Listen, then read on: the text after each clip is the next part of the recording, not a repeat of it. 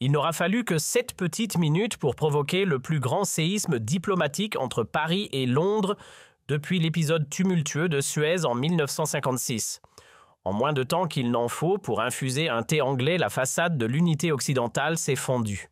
Starmer venait d'achever son plaidoyer enflammé en faveur du pacte tripartite, vantant sa valeur stratégique pour la sécurité mondiale, tout en balayant d'un revers de main ce qu'il qualifiait de susceptibilité française à peine exagérée, voire théâtrale.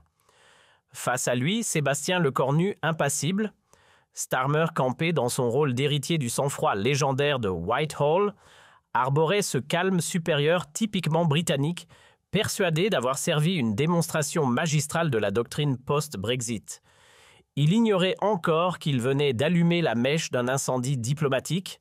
Dans le cocon glacial mais feutré de la salle plénière du G7 à Hiroshima, l'air semblait saturé de non-dits, comme si chacun retenait son souffle avant un cataclysme annoncé. On n'était plus dans les querelles protocolaires sur les tarifs douaniers ou les flux migratoires. Non, cette fois, c'était l'affrontement pur et dur de deux idéologies sur ce que devrait être, ou ne plus être, le socle de l'alliance occidentale. D'un côté, Starmer, héros d'un bloc anglo-saxon nostalgique de ses alliances linguistiques et culturelles, avec ses cousins d'outre-mer reléguant l'Europe au second plan. De l'autre, Lecornu, porteur d'une ligne française intransigeante, rappelant que les pactes entre alliés se fondent pas d'abord sur la parole donnée et non sur des affinités héritées de l'histoire impériale. Un détail subtil mais glaçant aurait pourtant dû mettre Starmer en alerte l'immobilité presque chirurgicale de Lecornu, son regard figé et ce calme glacial qui n'avait rien à voir avec les échanges feutrés habituels entre Paris et Londres. Derrière les discours techniques sur l'ACUS se dissimulait une blessure bien plus profonde que le simple abandon d'un contrat. Pour la France, l'enjeu n'était plus industriel mais existentiel. Elle venait de réaliser abasourdie que ceux qu'elle considérait comme ses alliés les plus sûrs n'hésitaient pas à l'éliminer froidement pour servir leurs ambitions stratégiques. Et ce qui allait suivre allait secouer l'ordre occidental, fissurer l'OTAN et peut-être enterrer à jamais le mythe de l'amitié privilégiée entre la Grande-Bretagne et la France. Pour mesurer la violence du choc qui allait bientôt secouer les chefs d'État réunis à Hiroshima, il faut revenir au jour où la France apprit non pas par ses alliés, mais par les chaînes d'information du monde entier qu'on venait de lui enfoncer un couteau dans le dos, avec la précision d'un chirurgien.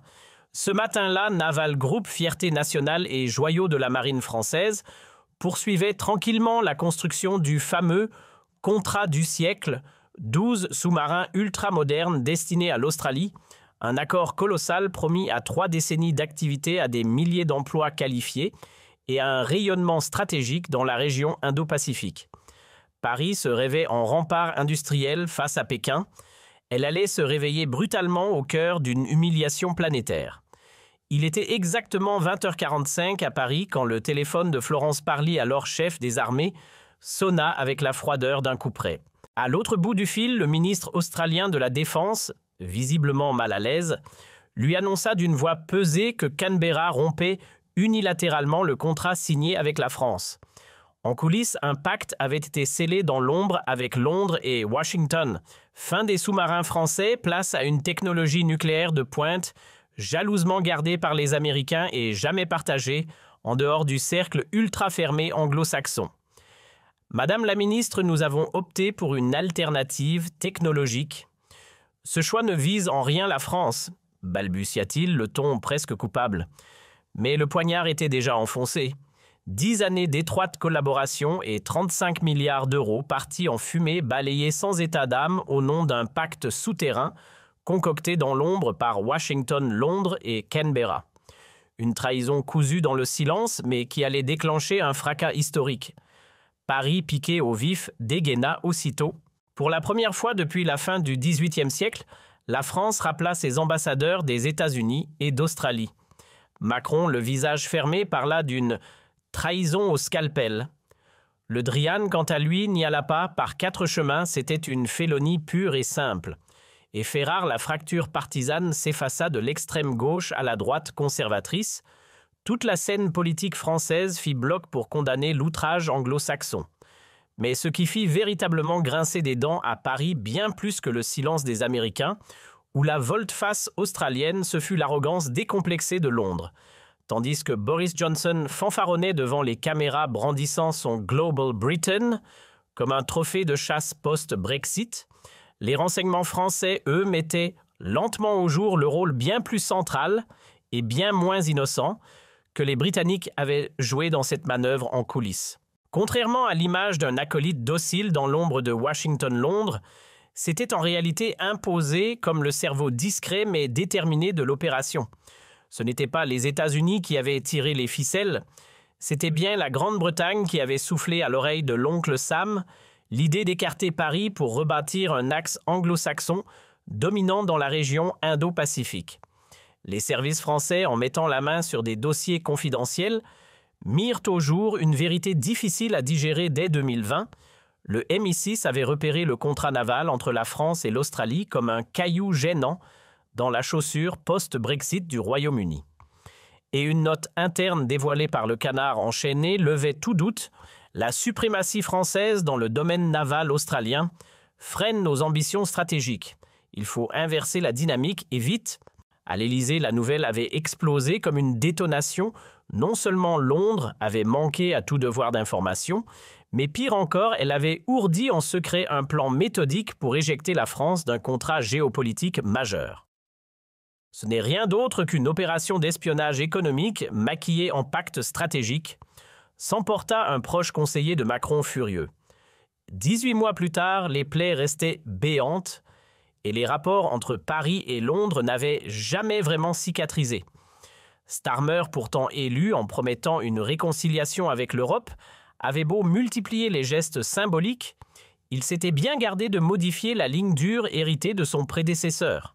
Pour Starmer, l'alliance AUKUS représentait un pilier incontournable de la défense occidentale, et il était temps, pensait-il, que la France se mette au diapason des réalités géopolitiques du XXIe siècle. C'est donc avec l'enthousiasme d'un stratège sûr de son coup qu'il choisit de mettre le sujet sur la table en pleine conférence du G7 à Hiroshima.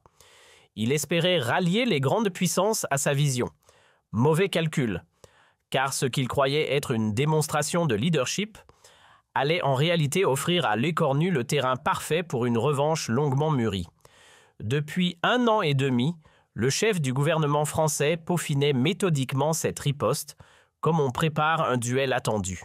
Durant plusieurs semaines dans les coulisses feutrées de Matignon, une équipe triée sur le volet s'était attelée à l'élaboration d'un dossier explosif taillé pour faire sauter les verrous du récit officiel sur l'AUKUS.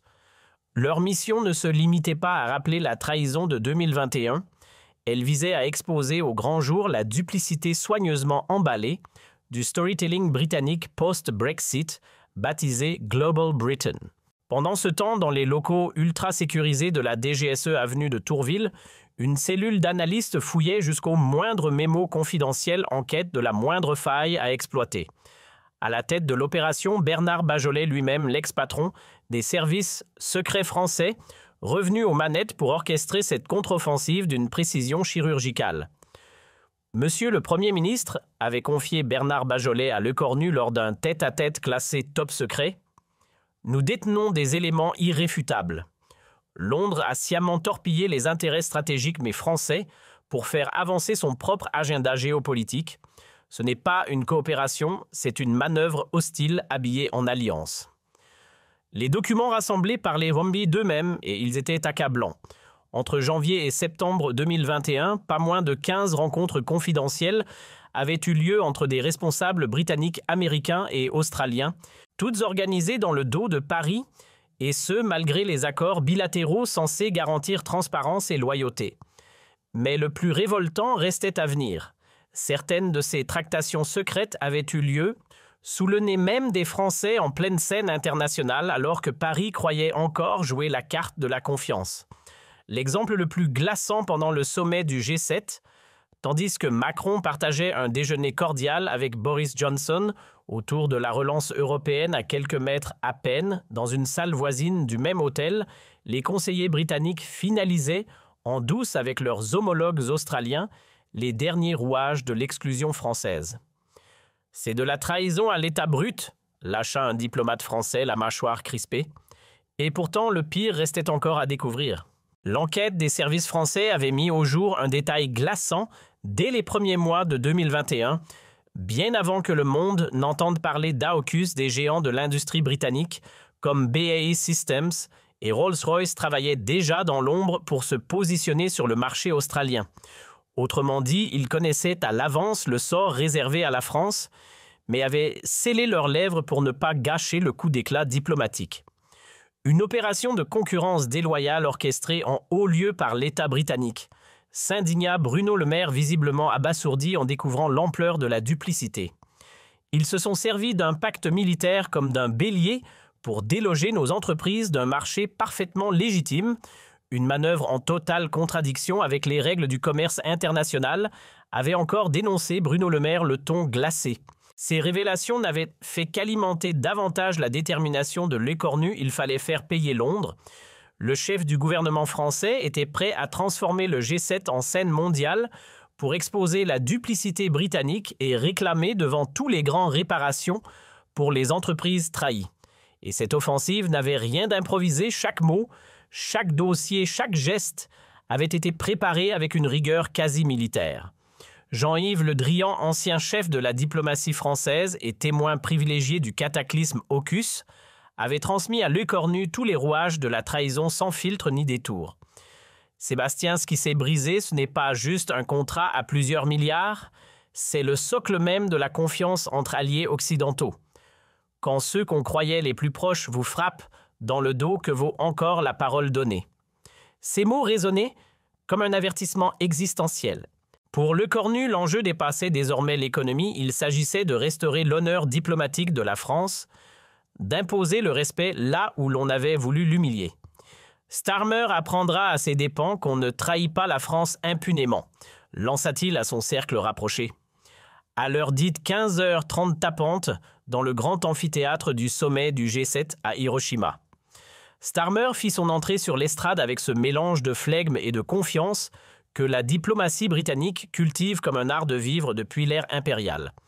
Costume gris anthracite, taillé au millimètre cravate rouge rappelant discrètement ses racines travaillistes, il donnait à voir le visage lisse d'une Angleterre post-Brexit, décidée à recoller les morceaux de sa grandeur perdue tout en jonglant avec les contraintes du monde moderne.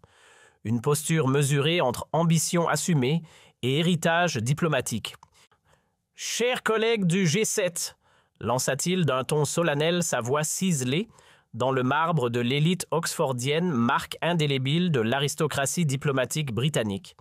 Permettez-moi d'évoquer aujourd'hui une question capitale pour la sécurité de notre monde libre, l'alliance AUKUS, pilier de notre riposte face aux menaces du XXIe siècle. Avec l'art oratoire d'un professeur en géopolitique, Starmer tissa un discours mêlant stratégie militaire et fraternité occidentale. Il exposa une réalité implacable face à l'ascension chinoise dans la région Indo-Pacifique. Les démocraties libérales se devaient de redessiner leur pacte de défense, quitte à froisser d'anciens partenaires, et à nouer de nouvelles alliances aussi inconfortables soient-elles. AUKUS, affirma-t-il avec un aplomb tranquille, ne vise aucun de nos alliés mais s'inscrit dans une volonté commune de défendre les principes que nous partageons.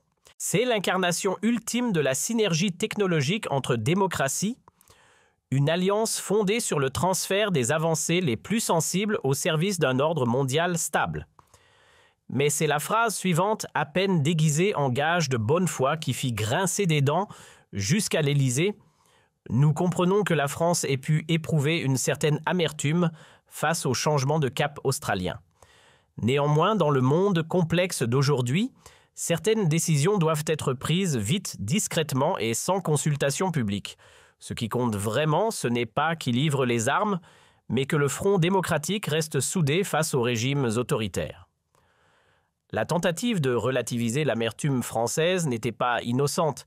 Elle relevait d'un art maîtrisé de l'aiguille diplomatique, plantée avec un sourire. Et pourtant, Starmer, visiblement galvanisé par sa propre rhétorique, ne résista pas à l'envie d'enfoncer le clou. La France demeure un allié essentiel sur le continent européen, concéda-t-il, Mais dans l'Indo-Pacifique, d'autres configurations sont simplement plus pertinentes. Il faut que chaque nation reconnaisse les contours naturels de sa sphère d'influence, tant sur le plan géographique que stratégique. Un uppercut verbal d'une rare brutalité. En quelques mots, il venait d'assigner Paris à résidence européenne, en lui signifiant que l'hémisphère Pacifique était réservé aux grandes puissances anglo-saxonnes. Dans la salle, un frisson parcourut les rangs. Des regards furtifs s'échangèrent lourds de malaise.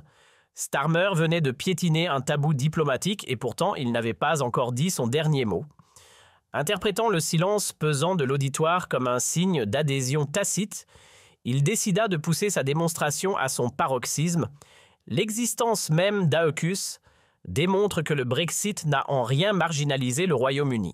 Bien au contraire, il nous a libérés des entraves continentales pour nous permettre de renouer en toute liberté avec nos partenaires de cœur, les grandes démocraties anglophones.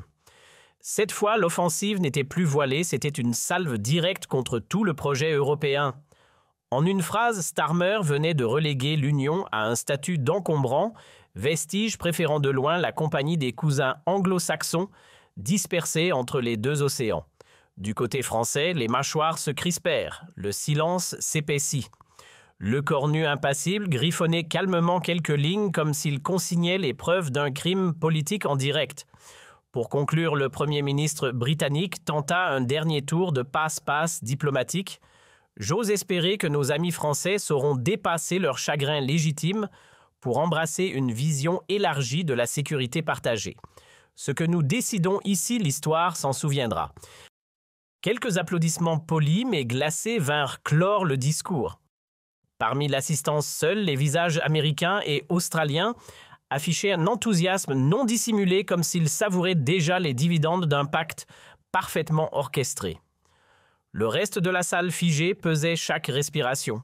Et alors que l'air devenait presque électrique, un frisson silencieux parcourut l'assemblée. Le cornu demandait la parole. Le chef du gouvernement français se leva lentement avec cette prestance sobre héritée d'une époque où l'uniforme et la parole valaient autant que les missiles.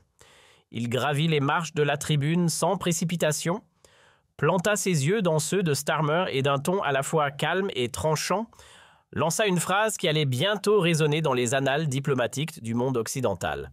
« Monsieur le Premier ministre Starmer », lança-t-il d'un ton aussi calme que glacial, chaque mot taillé comme une lame de rasoir, « je vous remercie sincèrement pour cette brillante démonstration de rhétorique géopolitique. » Il marqua une pause, un sourire presque imperceptible au coin des lèvres. « À mon tour, si vous le permettez, de vous exposer ce que signifie dans le monde des nations dignes de ce nom le mot « alliance ». L'offensive était frontale sans détour et ciblée.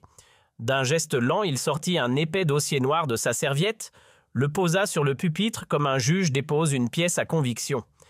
Et dans un silence suspendu, il commença à dérouler point par point une série de révélations que personne dans la salle n'avait vu venir. Vous évoquez la nécessité de décisions rapides et discrètes. Laissez-moi donc vous rappeler dans l'ordre exact comment vous avez orchestré ce que nous appelons ici sans détour une trahison. Dites, le mot venait de tomber aussi tranchant qu'un couperet trahison. Un frisson traversa la salle. Certains chancellent, d'autres échangent des regards sidérés. Le cornu imperturbable continua son énumération implacable. Janvier 2021, vos agents entament dans l'ombre des discussions avec les Américains pour écarter Paris du marché australien.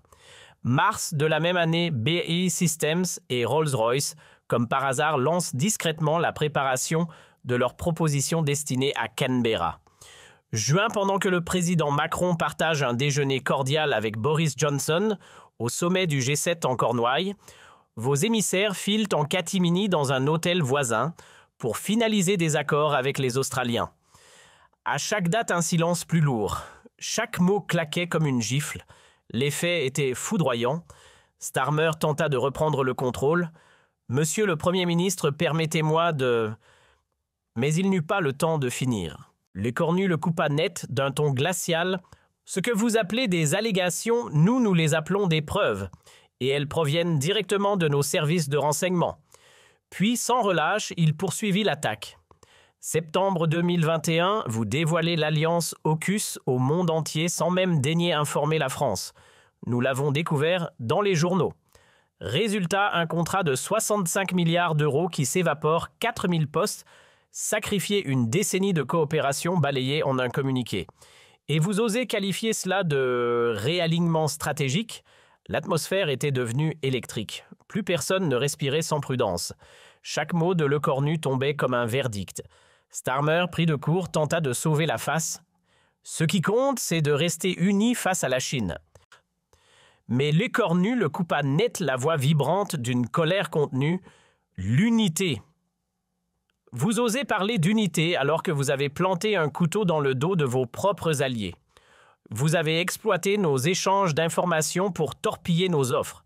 Ce n'est pas de la rivalité, monsieur. Starmer, c'est du sabotage économique déguisé en alliance. La dernière phrase explosa dans la salle comme une détonation. Le mot « espionnage » venait de fissurer le vernis de la solidarité occidentale. Starmer s'emporta. « C'est une pure invention. »« Une invention » rétorqua Lecornu en dégainant un document, comme un procureur exhibant une pièce à conviction. « Tenez un rapport estampillé GCHQ daté de mai 2021.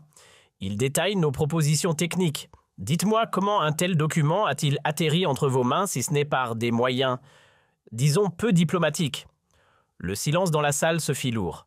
Mais Lecornu n'avait pas fini. Il passa à l'attaque économique, cette fois armé d'un second dossier. Parlons un peu de vos alliances naturelles. Vous troquez un partenaire stratégique dont le commerce annuel avec vous atteint 67 milliards d'euros, contre un pays avec lequel vous échangez à peine 13. Faut-il y voir une stratégie géopolitique éclairée ou simplement une erreur de jugement monumentale?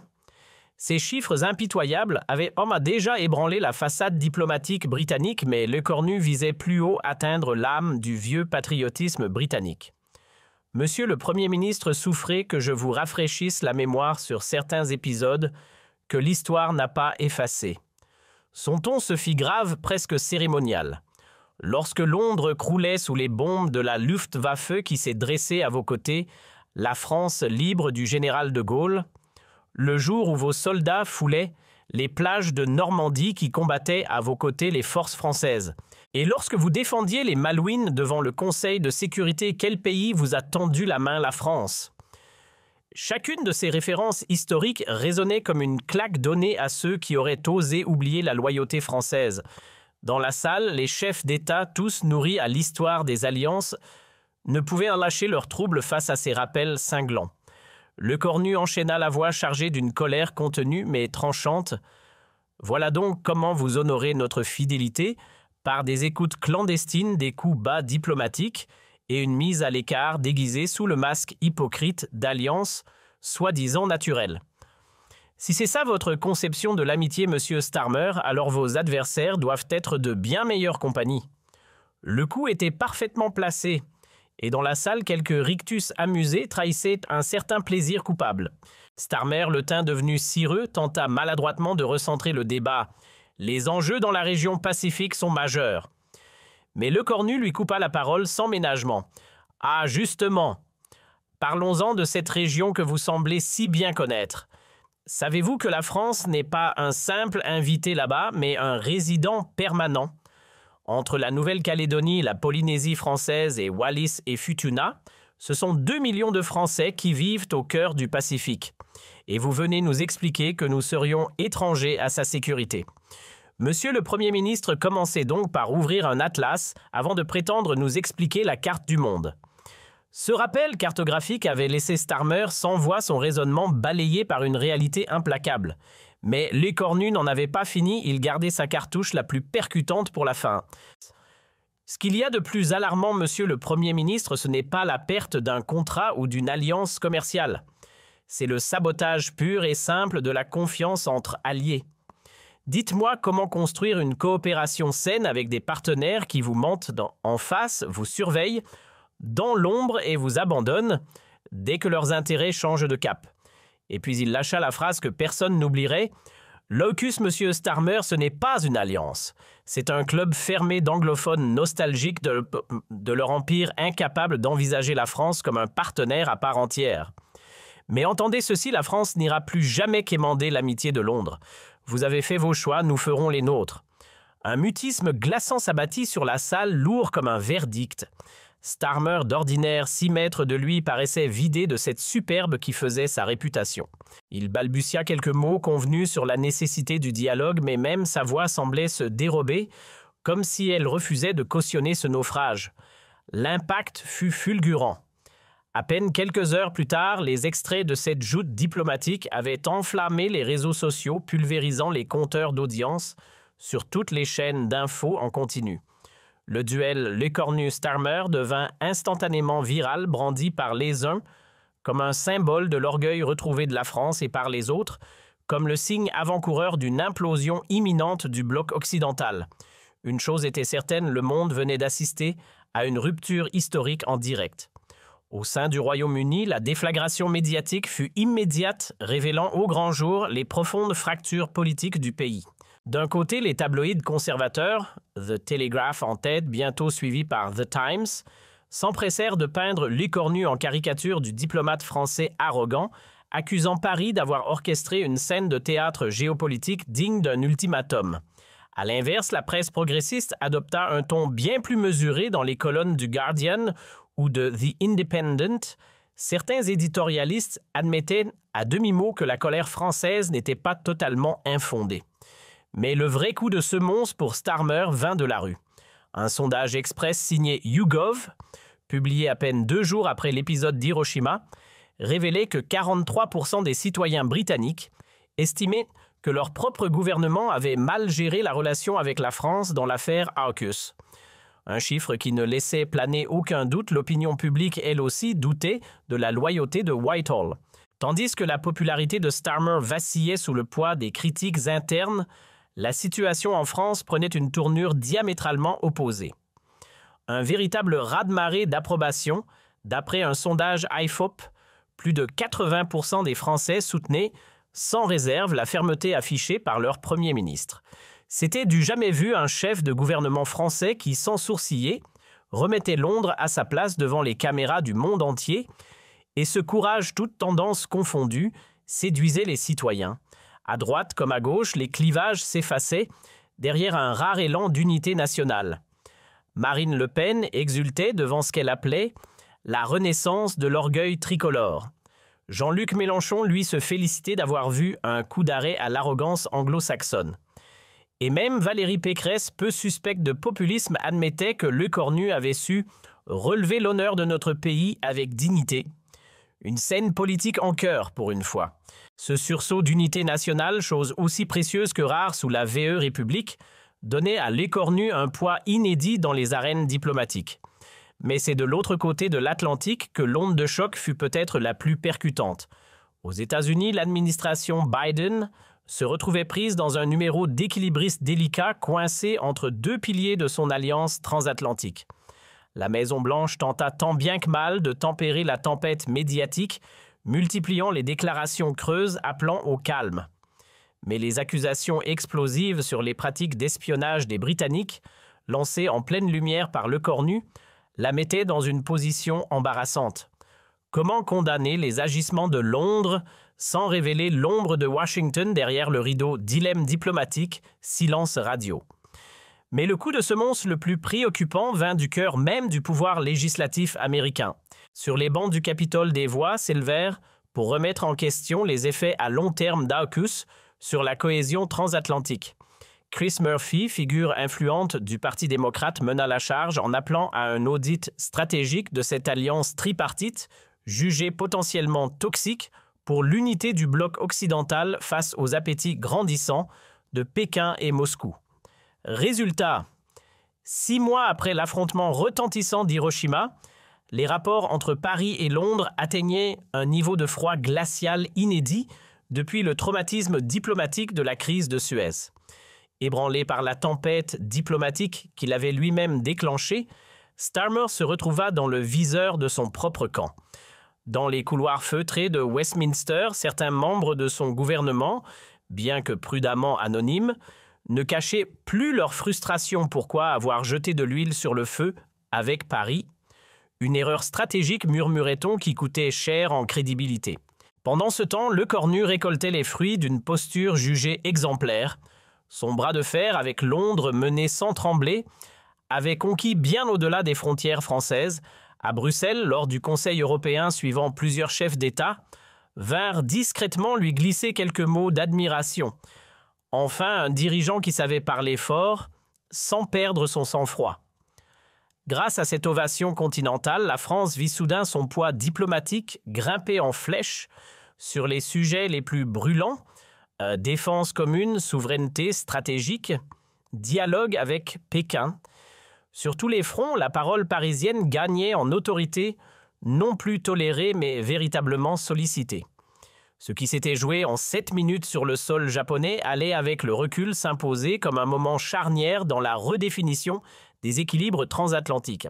Lecornu, par ce coup d'éclat, avait démontré qu'il était possible de s'opposer fermement au bloc anglo-saxon, tout en restant fidèle à l'idéal démocratique partagé, à condition d'avoir le verbe tranchant, la mémoire des faits, et le cran d'en faire usage. Le Figaro résumait la scène d'une formule qui fit mouche.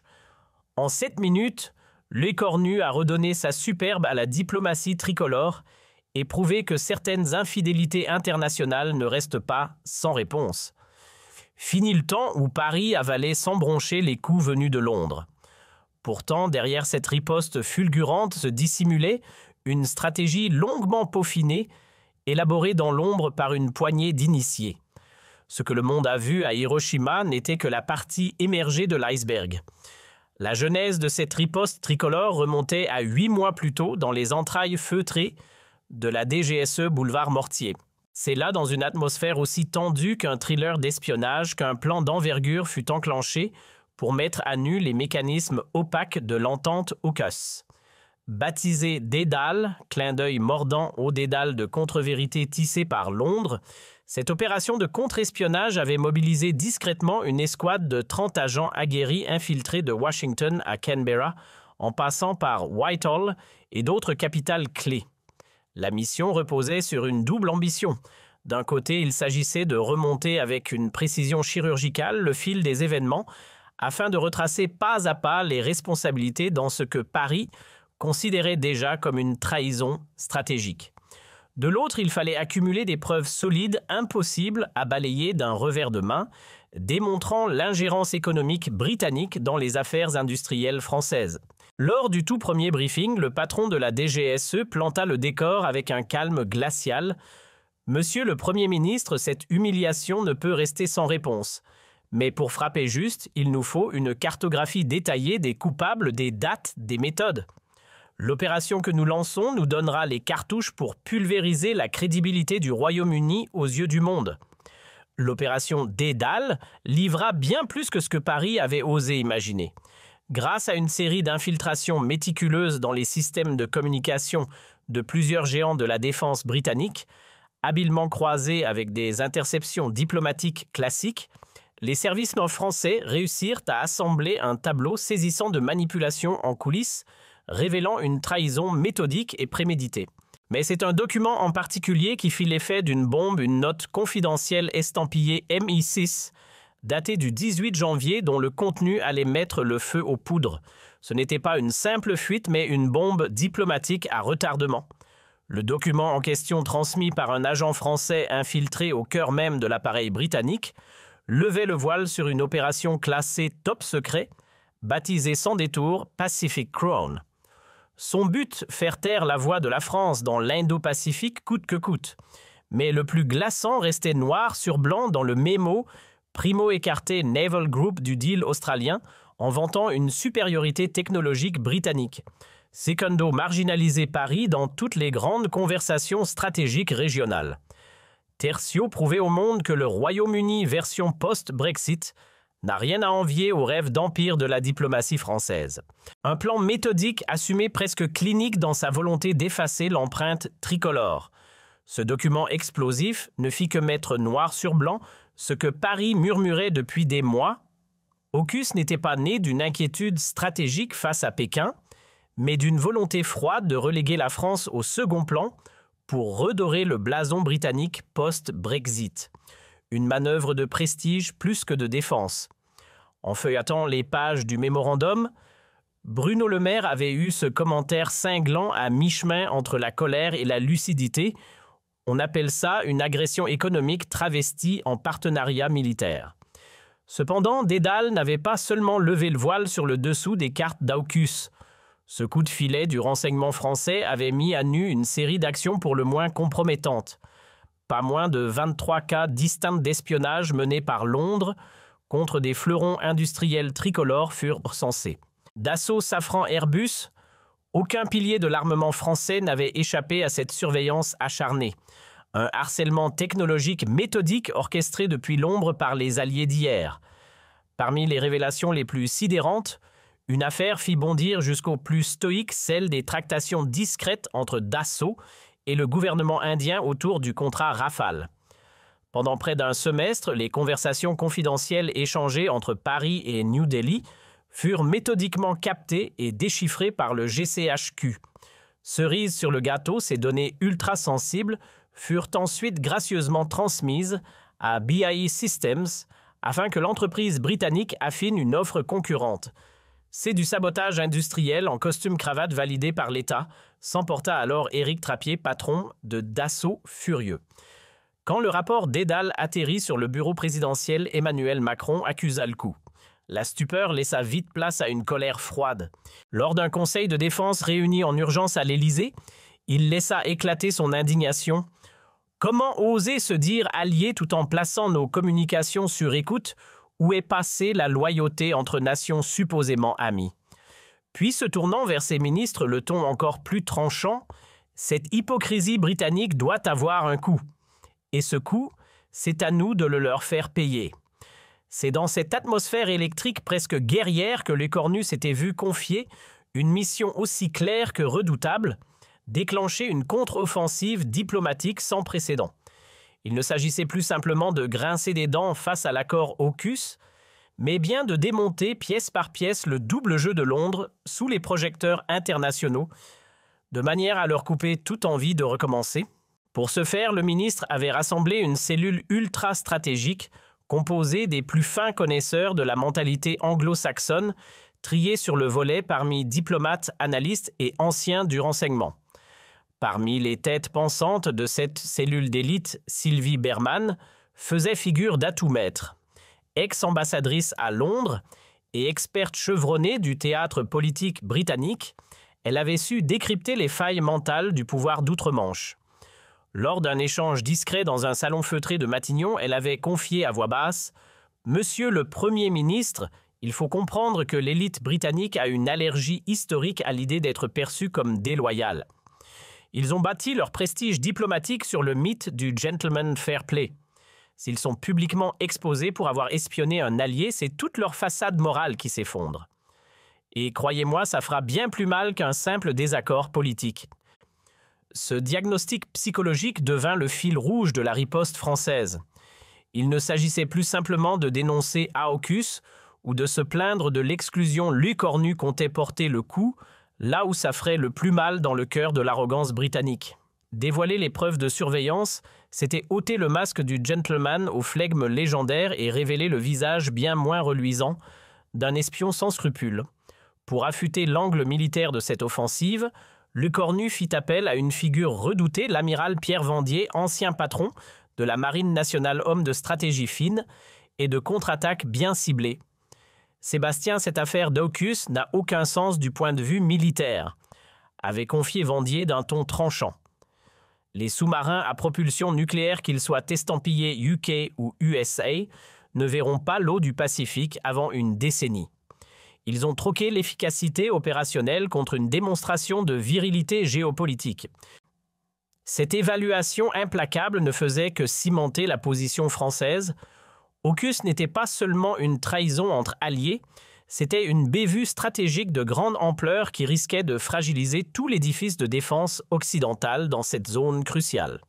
Le volet économique de la riposte fut placé entre les mains d'Agnès Pannier-Runacher, la ministre déléguée à l'industrie, qui arriva avec un dossier aussi froid que tranchant. D'un ton sec, elle posa les chiffres comme des lames.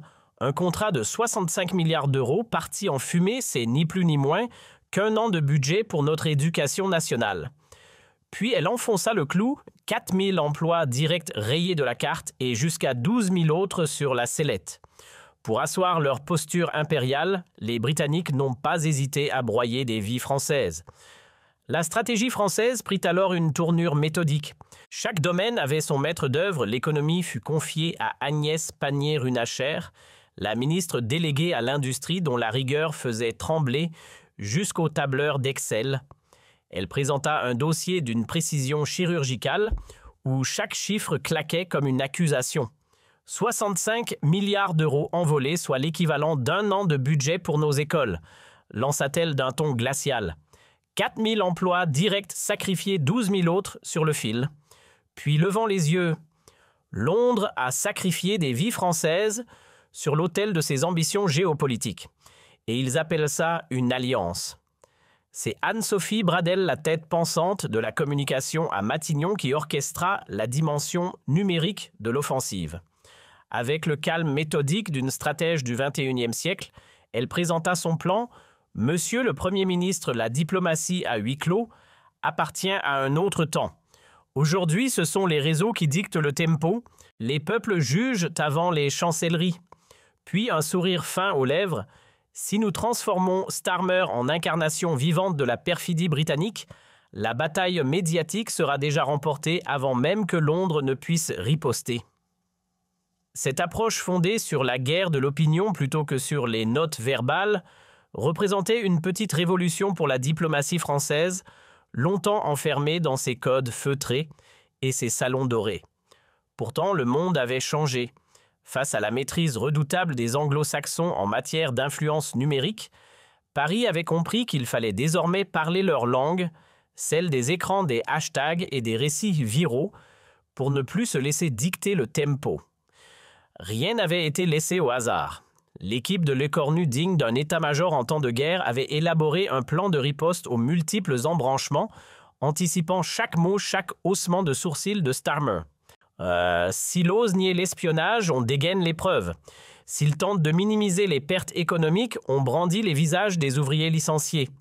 Et s'il se réfugie derrière le paravent de la solidarité occidentale, on déroulera le long catalogue des trahisons britanniques, résumait un conseiller avec un sourire en coin. Cette mise en scène méticuleuse n'était pas seulement une revanche, c'était une déclaration d'indépendance diplomatique. Fini le temps des humiliations, confia Lecornu à son cercle restreint. Cette fois, Londres va découvrir qu'une France trahie peut aussi mordre. Les 3 semaines précédant le sommet du G7 à Hiroshima prirent des allures d'entraînement militaire dans les salons feutrés de Matignon. Chaque jour, l'équipe répétait la joute verbale à venir comme une pièce de théâtre diplomatique. Sylvie Berman, brillante dans le rôle de Starmer, imitait à la perfection son phrasé élitiste, ses pauses calculées et ce ton professoral si typiquement britannique. « Monsieur Lecornu, AUKUS protège l'Occident », lançait-elle d'une voix traînante et distinguée. « Madame l'ambassadrice, l'espionnage entre alliés ne protège rien, il détruit la confiance », répondait-il glacial et méthodique. À chaque séance, Lecornu affinait ses réparties, polissait son intonation, ajustait le tempo de son indignation. Ce n'était plus un simple échange de répliques, mais une véritable chorégraphie de puissance et de contrôle émotionnel. Pour affûter sa préparation, Lecornu s'était même soumis à un entraînement psychologique digne d'un négociateur du raid. Un expert en gestion de crise l'avait coaché sans relâche, lui répétant « Monsieur le Premier ministre Starmer cherchera à vous pousser à la faute. Il misera sur votre colère. Ne lui offrez jamais ce plaisir. La vraie victoire, c'est de le désarçonner sans hausser le ton. » Ce travail de contrôle émotionnel porta ses fruits le jour venu. Tandis que son adversaire, blême et nerveux, s'enfonçait dans ses justifications bancales, Lecornu, impassible comme une statue de marbre, alignait les faits avec une précision chirurgicale. Chaque mot pesé, chaque silence calculé, c'était un duel où le froid gagna sur le feu. Le vol vers Hiroshima ressemblait moins à un déplacement diplomatique qu'à la marche silencieuse d'une armée avant la bataille. À bord de l'Airbus A330 présidentiel Lecornu, concentré à l'extrême, relisait inlassablement ses notes, chaque chiffre, chaque phrase, chaque mot pesé comme une munition. Autour de lui, ses conseillers s'activaient dans un silence tendu, On aurait cru un état-major avant l'assaut. Sylvie Bermann, assise à ses côtés, brisa le calme d'une voix posée. « N'oubliez pas, monsieur le Premier ministre, vous ne plaidez pas seulement pour la France. Vous incarnez tous ceux que l'arrogance anglo-saxonne a humiliés. Certains n'oseront pas le dire, mais ils vous regarderont comme leur porte-voix. » Ces mots résonnèrent longtemps dans la cabine. L'écornu leva les yeux vers la carte lumineuse du trajet Paris, Hiroshima. Plus qu'un vol diplomatique, c'était un aller simple vers le face-à-face du siècle. Pour l'écornu, ce voyage n'était plus une querelle bilatérale entre Paris et Londres, mais une croisade pour la loyauté entre nations prétendument alliées. Il ne venait pas solder des comptes, mais réclamer des principes. À Hiroshima, l'air semblait chargé d'électricité politique. Avant même que le sommet ne commence, les caméras du monde entier braquaient déjà leurs objectifs sur ce duel annoncé. Dans les couloirs du centre de conférence, les journalistes britanniques et français s'échangeaient piques et insinuations comme deux armées médiatiques, testant leurs lignes avant la bataille. Chacun voulait écrire le récit avant que l'histoire ne le fasse. L'écornu, lui, se préparait à transformer cette tension en arme. Du côté britannique, une nervosité sourde gagnait les rangs. Les services secrets de Londres avaient bien capté quelques indices. Paris préparait une riposte, mais personne n'imaginait la déflagration à venir. Les Français vont encore râler sur AUKUS comme d'habitude, lança avec désinvolture un conseiller de Starmer en sirotant son café dans l'avion. On leur servira nos arguments sur la stabilité du Pacifique et tout rentrera dans l'ordre. Ce mépris tranquille allait s'avérer fatal. Car tandis que Londres se berçait dans sa routine diplomatique, la France, elle peaufinait une embuscade rhétorique d'une précision chirurgicale. L'arrogance britannique venait d'allumer la mèche de sa propre humiliation. La veille du duel diplomatique, le téléphone sécurisé de l'écornu vibra. À l'autre bout du fil, une voix ferme et posée, celle d'Ursula von der Leyen. « Sébastien, l'Europe vous regarde. Faites-leur comprendre que le temps où les anglo-saxons dictaient leurs lois au vieux continent est révolu. » Le message bref mais chargé de sous-entendus fit son effet. En raccrochant, l'écornu resta silencieux un instant, le regard perdu sur la carte du monde. Ce n'était plus un ministre français qui allait prendre la parole le lendemain, mais le porte-voix d'une Europe blessée, lassée d'être traitée comme un figurant dans la pièce post-Brexit des puissances anglophones. Le ton de la bataille venait de changer, il parlerait au nom d'un continent. À l'aube du grand jour, 6h30 précise, la lumière pâle d'Hiroshima filtrait à travers les rideaux du Riga Royal. L'écornu, déjà debout, alignait une dernière fois ses notes sur la table en acajou. Il inspira profondément, puis déclara d'un ton calme, mais résolu à son directeur de cabinet, « Aujourd'hui, ce n'est pas seulement à Starmer que je vais parler, mais au monde entier. Il est temps que les Européens disent tout haut ce qu'ils murmurent. Depuis trop longtemps, nous en avons fini avec l'arrogance britannique. Plus jamais Londres ne nous fera plier sans réponse. » Ces mots flottaient dans la pièce comme un serment avant bataille. Dès qu'il franchit les portes vitrées du centre de conférence d'Hiroshima l'écornu, sentit la tension vibrer dans l'air comme avant un orage. Les couloirs grouillaient de journalistes. Plus de 300 accréditations avaient été délivrées du jamais vu pour un sommet du G7. Les caméras du monde entier s'étaient braquées sur la scène, prêtes à immortaliser l'instant où les mots pèseraient plus lourd que les missiles. Dans la grande salle, un silence chargé d'électricité précéda l'ouverture. Chacun sentait confusément qu'il ne s'agissait pas d'une simple joute diplomatique, mais d'un moment qui ferait basculer les équilibres internationaux. Ce matin-là, la scène ressemblait moins à une réunion diplomatique qu'à un tribunal planétaire. L'écornu jouait le rôle du procureur implacable et Starmer, celui du prévenu, prit la main dans le sac. Quand le Premier ministre britannique commença à vanter les vertus stratégiques d'AUKUS, le Français l'observa avec la précision glaciale d'un tireur d'élite. Chaque phrase prononcée, chaque détour rhétorique, chaque tentative de justification était enregistrée dans un coin de sa mémoire comme autant de cibles à abattre. « Il suit le scénario à la lettre », murmura-t-il à son conseiller. « L'arrogance morale, le prétexte de la sécurité mondiale et l'amnésie sur la trahison française. Parfait. Je vais le démonter morceau par morceau. » En réalité, la plaidoirie de Starmer s'avéra être une aubaine pour son adversaire. Dès qu'il conclut en faveur d'AUKUS, il laissa béantes toutes les portes nécessaires à une riposte implacable. Ces justifications, l'éviction de la France présentée comme inévitable, l'idée d'alliance naturelle entre anglophones, la tentative de minimiser la colère française, toutes ces ficelles étaient prévisibles. Et les Français les avaient déjà démontées dans leurs notes. Ce qui suivit fut une démonstration magistrale l'écornue, transforma chaque révélation en preuve cinglante, chaque document en instrument d'attaque et banda son argumentation comme un scalpel pour écorner pas à pas la crédibilité britannique devant le monde entier. Ce que la salle comble du G7 ignorait, c'est que derrière chaque phrase de Lecornu se cachait une mécanique mentale d'une précision redoutable.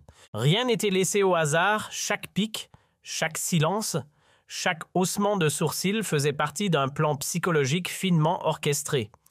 Formé par les maîtres de la guerre cognitive, le Premier ministre français appliquait en pleine action les protocoles de déstabilisation graduelle enseignés aux négociateurs de crise. Ce n'était plus un discours, c'était une opération chirurgicale de démolition psychique menée avec le calme d'un stratège et la froideur d'un commandant en mission. La stratégie de Lecornu reposait sur un art consommé de la mise en scène psychologique. Première arme, la preuve implacable.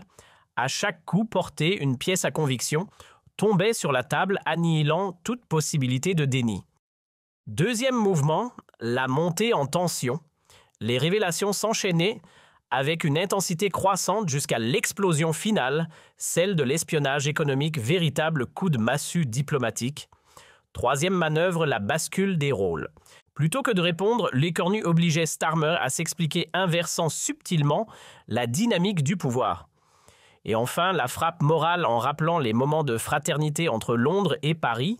Il transformait une querelle politique en trahison éthique, faisant vaciller l'image du fair play britannique devant la planète entière.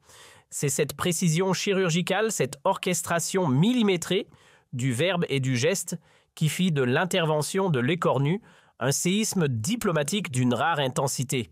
Ce qu'il livra n'était pas un simple duel politique, mais une véritable opération de démolition psychologique exécutée avec une élégance glaçante. L'impact fut foudroyant, les chancelleries vacillèrent, les analystes restèrent stupéfaits et même les stratèges français durent admettre que l'onde de choc de cette prestation avait largement dépassé tout ce qu'ils avaient imaginé. En l'espace d'une matinée, la scène d'Hiroshima fit le tour du globe. Les échanges entre Lecornu et Starmer furent doublés, sous-titrés, analysés et disséqués dans 31 langues du japonais, à l'espagnol, du russe au swahili. Dans les facultés de sciences politiques, on suspendit les cours pour étudier le cas Lecornu, désormais qualifié de séisme diplomatique. À Harvard, le professeur Joseph Ma résuma la stupeur générale. En moins de 10 minutes, il a redéfini la grammaire du pouvoir international. Lecornu a prouvé qu'une vérité documentée peut frapper plus fort qu'une armée. De son côté, à Oxford, le professeur Ranter fut catégorique. Ce moment restera une rupture historique. Désormais, aucun dirigeant européen ne permettra plus jamais aux anglo-saxons d'écrire seuls le récit du monde libre.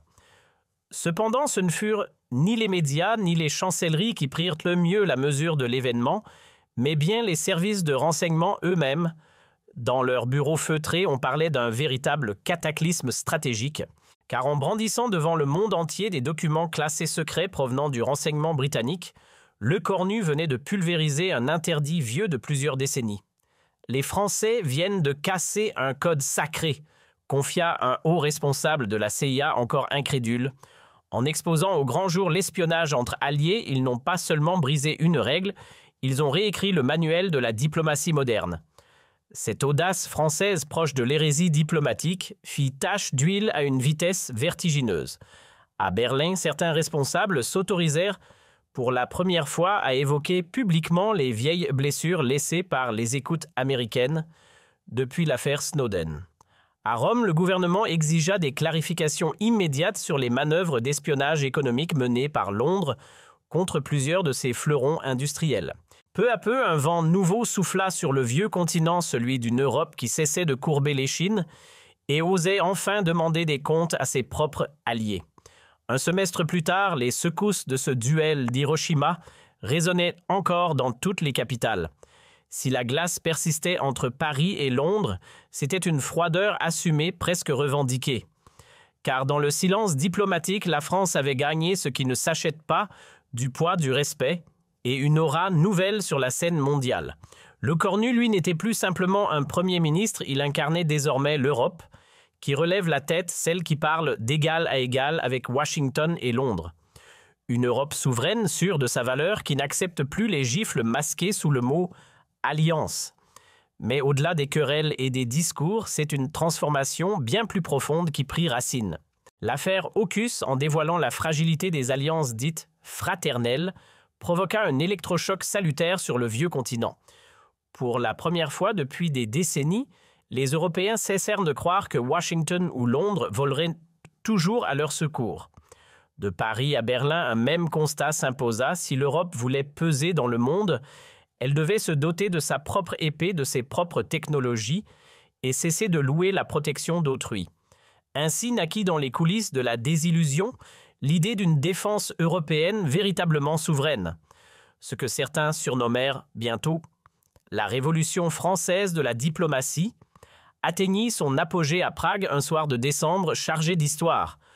Pour la première fois, les 27 nations européennes se mirent d'accord sur un texte fondateur, une charte de loyauté entre alliés, véritable serment de transparence mutuelle. Le document interdisait formellement toute forme d'espionnage économique et imposait la clarté absolue dans les coopérations militaires.